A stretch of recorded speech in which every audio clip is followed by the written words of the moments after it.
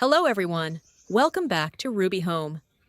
If you're already familiar with my videos sharing food preservation tips, kitchen tips, or sewing tips, today we're going to change things up a bit.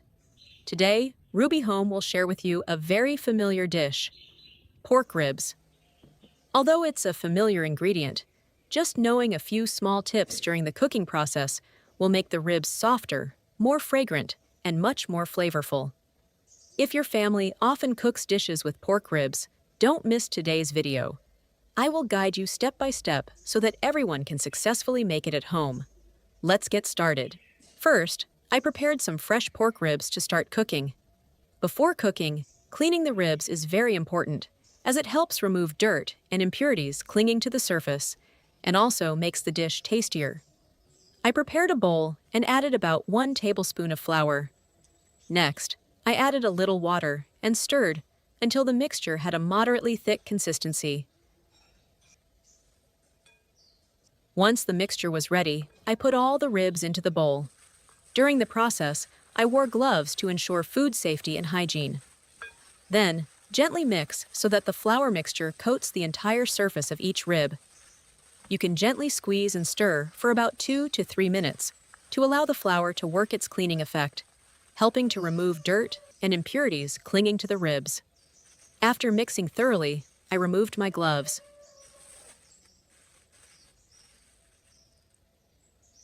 After thoroughly mixing the ribs with the flour mixture, rinse them under running water. While rinsing, gently turn the ribs over several times to remove all the flour, dirt, and impurities. Don't rinse too quickly. Take some extra time to thoroughly clean each rib. This simple step will ensure the ingredients are cleaner before cooking, resulting in a more delicious dish. Once the ribs are completely clean, place them in a colander with drainage holes and let them drain for a few minutes. Allowing the ribs to air dry will make the next steps easier and allow the seasoning to penetrate more easily. Once the ribs are dry, place them in a bowl and add about a teaspoon of salt. Next, mix thoroughly with your hands to coat each rib with salt. I will gently massage and stir the meat to ensure the salt comes into contact with all parts of the meat. Then, let the ribs soak for a short period of time. While waiting for the ribs to marinate, I'll quickly prepare the vegetables and spices so that cooking won't take too long. First, garlic. I've already prepared the peeled garlic cloves. I'll halve each clove and put them in a small bowl. Half cutting helps the garlic release its aroma more easily during cooking, making the ribs more fragrant and flavorful.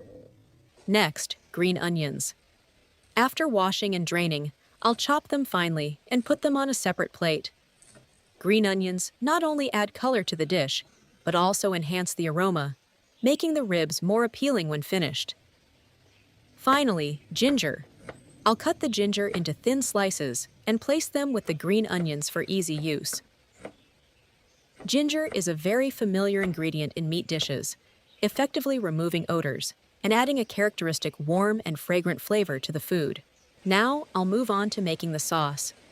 I prepare a clean bowl, then add 3 tablespoons of vinegar, 1 tablespoon of soy sauce, and 3 tablespoons of chili paste. Finally, I add a little water to mix the ingredients and give the sauce the right consistency.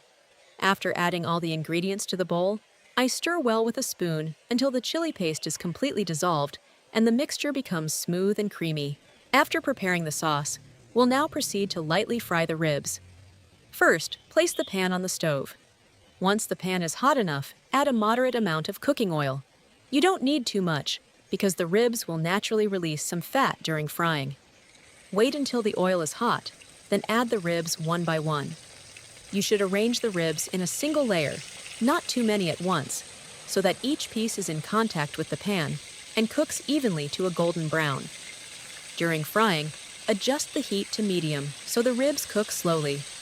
At the same time, continuously flip each rib so that both sides are golden brown. If you leave one side for too long without flipping, the ribs will easily burn on the outside while the inside hasn't reached the desired crispiness. This light frying helps retain the juices inside the ribs, and when cooked with the sauce in the next step, the ribs will absorb the seasoning better and have a more appealing color. Once the ribs had reached the desired golden color, I gently picked each piece and placed it on a plate. After lightly frying the ribs until golden brown, we'll move on to the final step, which is crucial to the dish's flavor: braising the ribs in the sauce. First, we'll color the dish by caramelizing sugar. I add a little water to the pan, then add sugar and stir gently with a spoon. You don't need to stir too quickly. Just let the sugar slowly melt and turn into a beautiful golden brown color. The mixture is ready when it starts to thicken. This step will give the finished ribs a beautiful golden brown color and a richer flavor. Next, I add all the fried ribs to the pan. I stir gently and continuously so that each piece of rib is evenly coated with the caramelized sugar, ensuring the color adheres evenly to the surface. After just a short while of stirring, you'll see the ribs become glossy and much more appealing. Once the ribs are coated in the sugar syrup, add the prepared garlic and continue stirring. The aroma of the garlic will begin to spread, blending with the scent of the ribs to create a very appealing fragrance. Next, add the sliced ginger and green onions to the pan, stirring a few more times to combine the ingredients. The ginger will enhance the aroma and reduce the strong smell of the meat, while the green onions will add flavor and color to the ribs.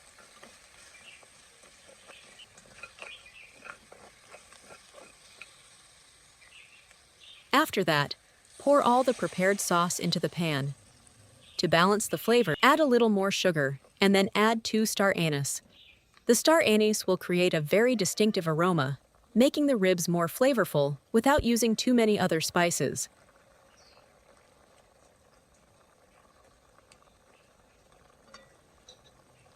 Finally, cover the pan and reduce the heat to low. Let the ribs simmer slowly so that each piece of meat has time to absorb the sauce evenly. Meanwhile, the sauce will gradually simmer, soaking into each piece of meat, making the ribs softer and more flavorful. After a while of simmering, I open the lid of the pan. At this point, the sauce has thickened and reduced, coating each piece of rib evenly, creating a very attractive glossy color. This is also when the dish is complete. Now I will turn off the heat, gently transfer the ribs to a plate, and pour the remaining sauce over them. So, our pork ribs are finished. With this method, each rib has a beautiful color. The meat is tender, evenly infused with sauce, and combined with the aroma of garlic, ginger, and star anise, it's very flavorful and appealing.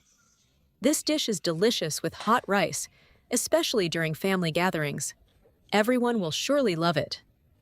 Thank you for taking the time to watch this video. We wish you and your family good health, many delicious meals, and we look forward to seeing you in Ruby Home's next videos. Goodbye, and see you again.